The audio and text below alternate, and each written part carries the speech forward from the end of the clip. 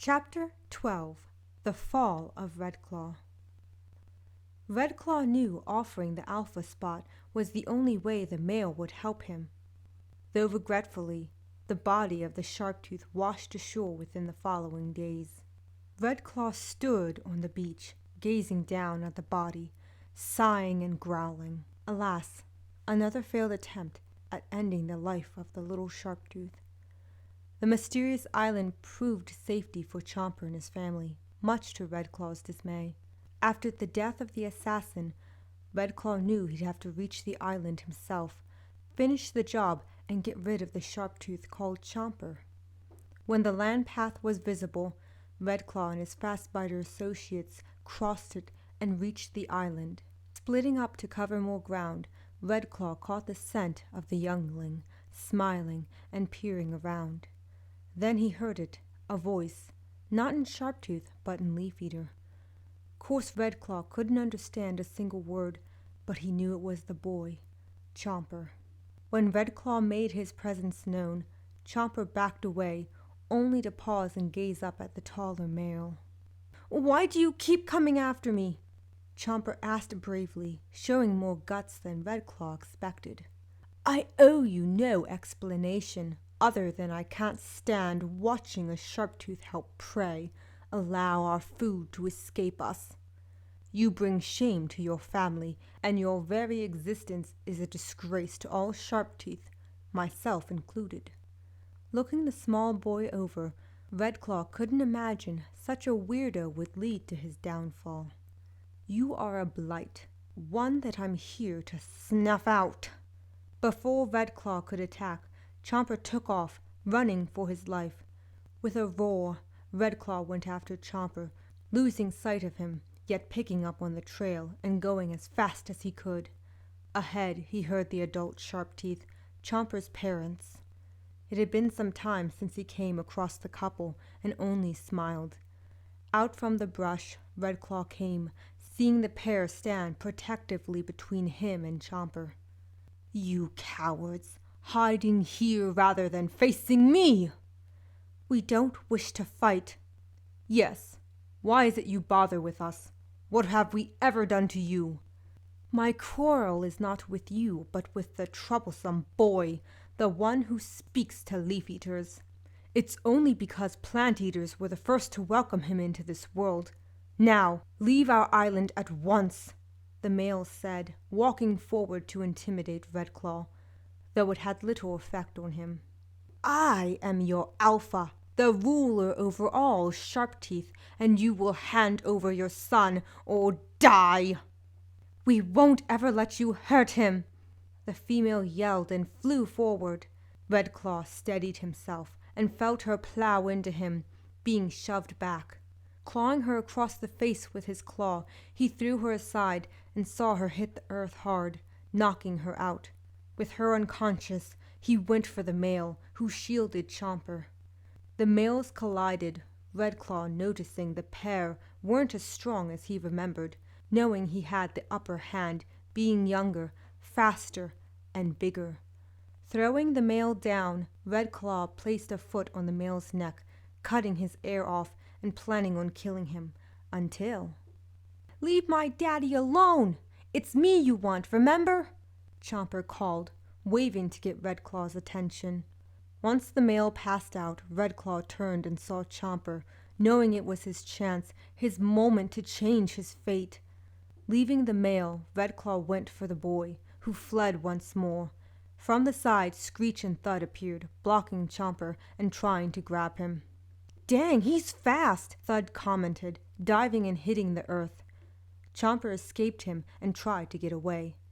Screech was quicker and nabbed Chomper by the tail, hauling him off the ground. "Gotcha, you little biter!" "Let me go!" Chomper yelled, kicking and trying to bite Screech. Boss, now that we got the kid, what should we do?" Thud asked, rising to his feet and looking at his boss. "I'm going to kill him." Redclaw smiled and felt relief wash over him, looking to the sky. "You see that, Sharptooth? One can change their fate." "You're crazy." Chomper said, struggling within Screech's hold. Silence.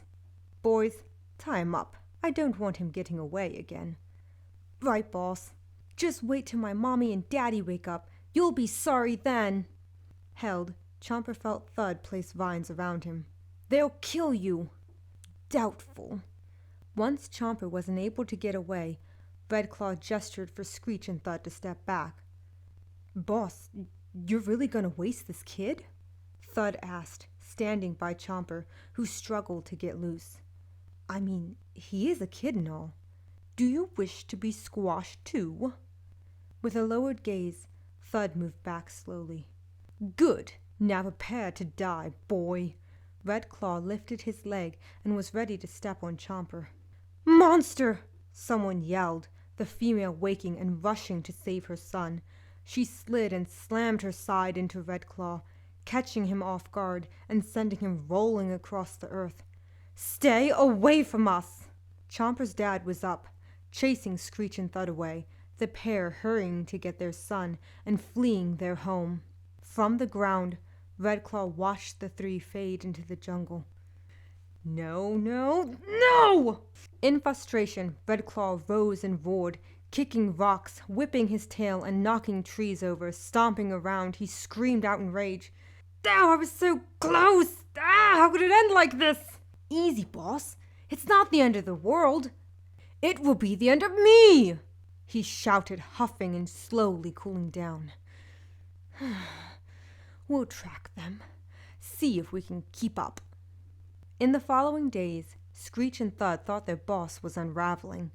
It was clear he was obsessed with finding Chomper and killing him, but why he went to such lengths bewildered the pair. So the boy talks to leaf eaters. Big whoop. There has to be something more to it, Screech. There just has to be. Well, unless you want your head bitten off, I ain't gonna ask. Still, I worry about his frame of mind. Redclaw was asleep, and in his dream, he saw what he thought would unfold. Chomper, growing, becoming bigger and stronger, seeking revenge for being hunted like prey. The world around Redclaw was blurry. All Redclaw saw clearly was Chomper, a fierce-looking version of the boy.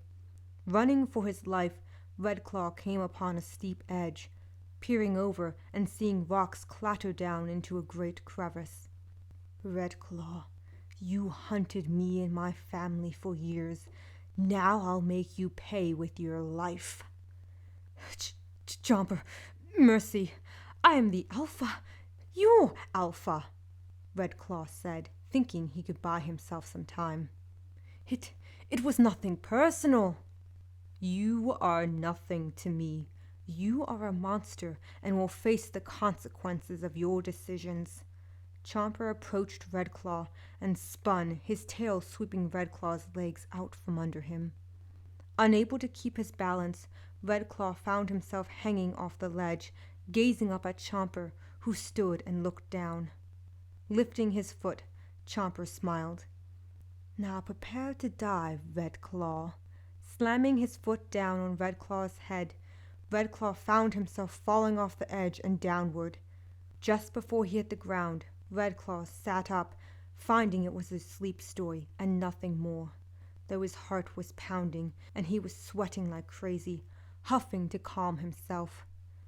More determined than ever to change his fate, Redclaw made it his life's mission to find and kill Chomper. Even when Chomper moved into the Great Valley, Redclaw vowed to find a way in, to finish the job. Over and over they tried, and repeatedly they failed. However, Redclaw was hopeful, and knew it was a matter of time before Chomper would grow and be kicked out. When the day finally arrived, Redclaw hunted Chomper, killed his parents, and tried to find the elusive boy. No matter what, Chomper was 2 steps ahead, always finding a way to escape in the nick of time, slipping through Redclaw's claws. It infuriated Redclaw and haunted his sleep stories, his every waking moment.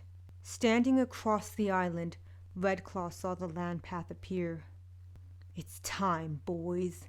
Going across it, Redclaw saw Chomper making his way from the island, only to turn and prepare to leave. "What's the matter, boy? Too kind and gentle to fight back? I killed your parents. Don't you want to avenge them?" "No, I just want you to leave me alone." "Well, I want you dead." Redclaw went to attack, Chomper ducking and running past him, avoiding the conflict. "Stop! We don't have to fight.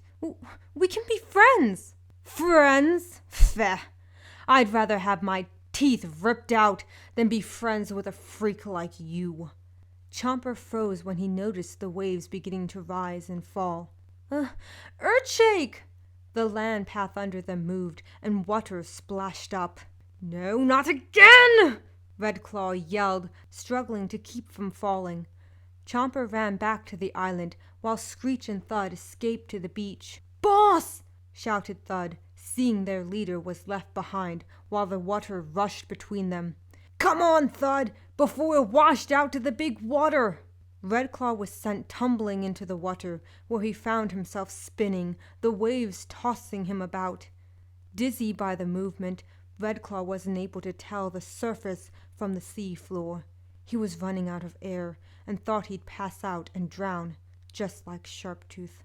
Oddly enough, when he was about to black out, someone grabbed him and hauled him upward. When Redclaw woke, he lay against the sand, the tide washing in and moving out. Looking around, Redclaw saw someone beside him, turning out to be Chomper. "I never understood why you hated me so. My parents know I ever tried to take your territory. So why do you loathe me?" Redclaw lay, catching his breath. "Because you were born. What other reason is there?" "I could have left you to drown today, but I didn't." "Yes, which begs the question, why spare me? Even knowing I'd still come for you, still try to kill you." "Because it'd be wrong. Every life is valuable. Even your life." Chomper got up, walking back into the jungle. Redclaw allowed the boy to live, going across the land path once it was visible. While Redclaw would never admit it, Chomper was a good-hearted guy, one who cared for others, and under different circumstances, Redclaw might have offered him the alpha spot once he stepped down or died. Still, it was his life or Chomper's, so Redclaw was strong and tried to think of another way to get Chomper out of hiding. Days came and went, years going by, yet Redclaw never forgot or lost sight of his goal. When he heard the news that Chomper was harboring a fast runner on his island, Redclaw knew Chomper would fight to protect the food. If it were the same fast runner Redclaw recalled from years gone by, Redclaw knew Chomper cared for her deeply.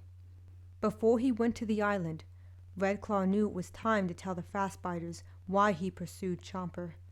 The pair were understanding and didn't argue.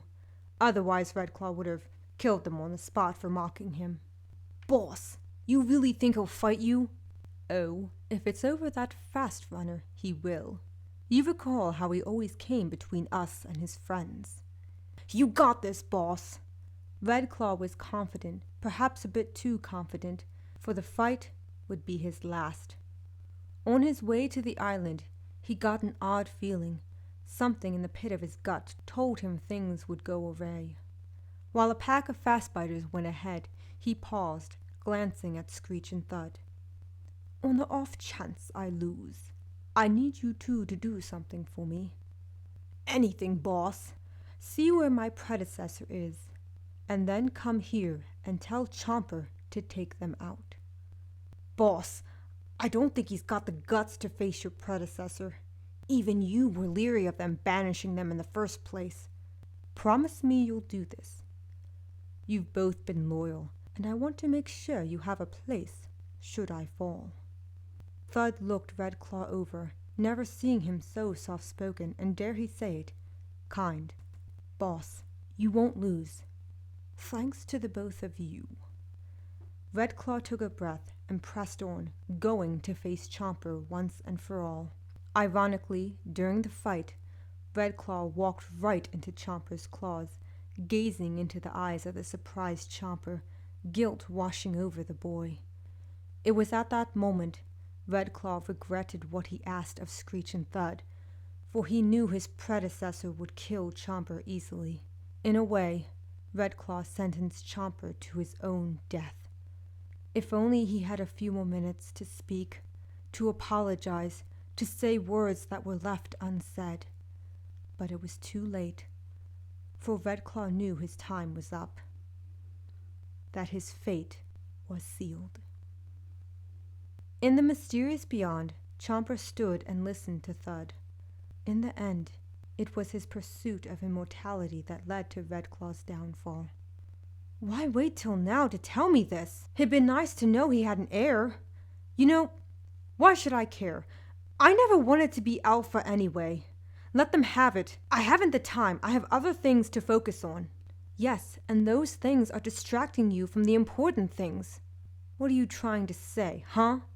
Screech gave a small growl and spoke. Because right about now, you're as lost as Redclaw.